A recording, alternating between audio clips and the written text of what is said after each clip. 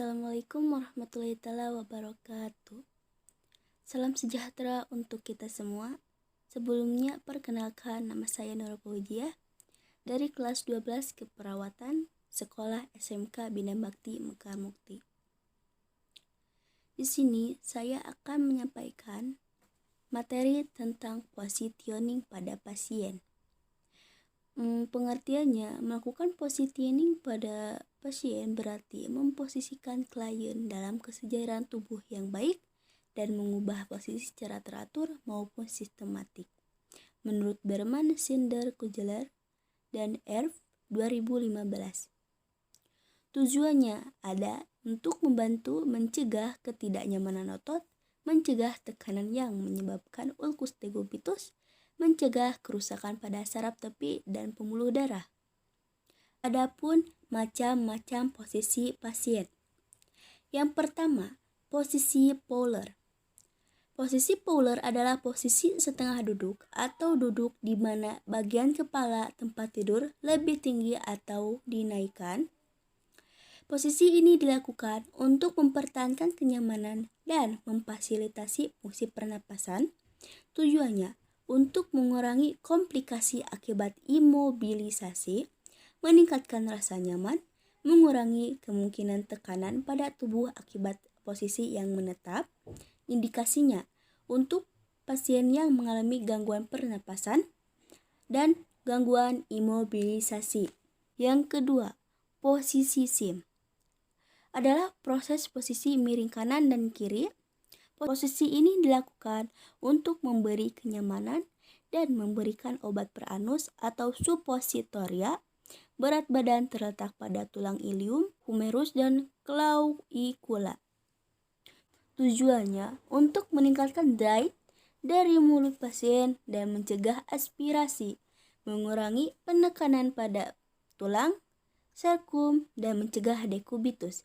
Indikasinya untuk pasien dengan pemberian dan pengobatan daerah perineal, pasien yang tidak sadar diri, dan juga pasien yang paralisis. Yang ketiga, posisi Trendelenburg. Pada posisi ini, pasien berbaring di tempat tidur dengan bagian kepala lebih rendah daripada bagian kaki. Posisi ini dilakukan untuk melancarkan peredaran darah ke otak. Tujuannya, pasien dengan pembedahan pada daerah perut, pasien shock, dan pasien hipotensi.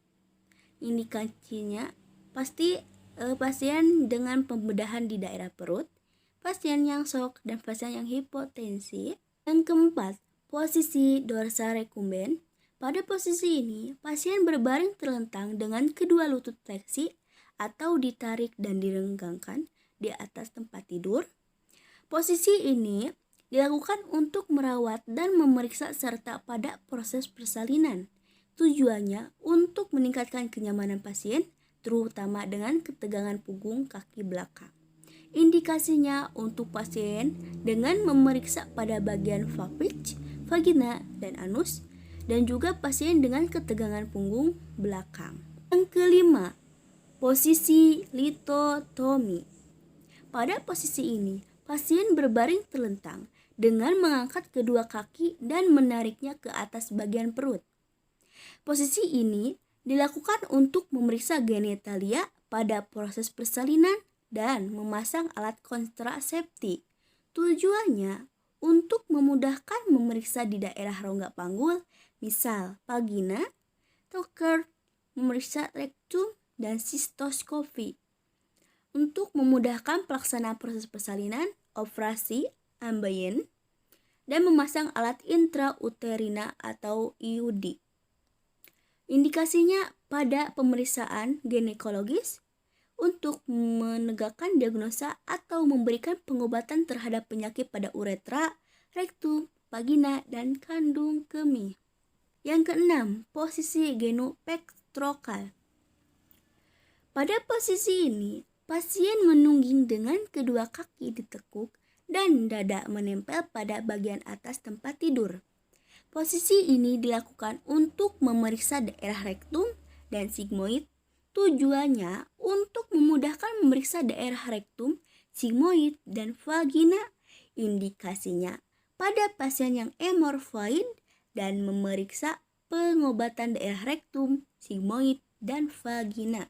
Yang ketujuh, posisi ortophenais pada posisi pasien yang duduk dengan menyadarkan kepala pada penampang yang sejajar dengan dada seperti pada meja. Tujuannya untuk memudahkan ekspansi paru untuk pasien dengan kesulitan yang ekstrim dan tidak tidur, atau posisi kepala hanya bisa pada evaluasi sedang. Indikasinya pada pasien dengan sesak napas berat dan tidak bisa tidur terlentang. Yang kedelapan, posisi supinasi. Posisi terlentang dengan pasien menyandarkan punggungnya agar dasar tubuh sama dengan kesejajaran berdiri yang baik. Tujuannya untuk meningkatkan kenyamanan pasien dan memfasilitasi penyembuhan, terutama pada pasien pembedahan atau dalam proses anestesi tertentu.